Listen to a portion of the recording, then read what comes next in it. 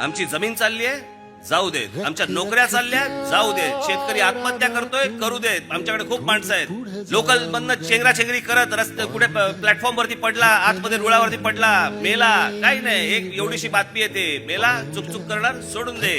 काहीतरी जा दे युरोपला.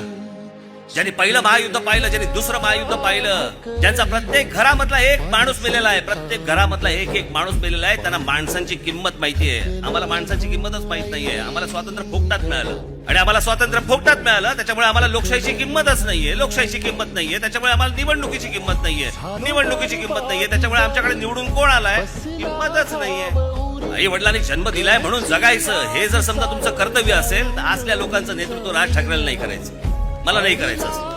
तुमच्या जर संताप नसेल, तुमच्या जर आग नसेल, काय उपयोग आहे त्याचा? कशाला महाराष्ट्राचे नागरिक म्हणायचं आम्ही? ज्याला आज आम्ही देश म्हणतोय, त्या देश, त्याला ती भूमी, त्याला देश नावाची काही संकल्पनाच नव्हती. त्या संपूर्ण भूमीवरती 125 वर्ष ज्या मराठा साम्राज्याने राज्य केलं, तो हा महाराष्ट्र हातावर हात ठेवून बसलाय. आणि आम्ही फक्त वर्तमानपत्रांमधल्या बातम्या वाचायच्या, टेलिव्हिजन चॅनलवरच्या बातम्या वाचायच्या. केवढं का वाईट झालं, केवढं रे वाईट झालं, एवढंच फक्त आम्ही बोलायचं आणि सोडून द्यायचं.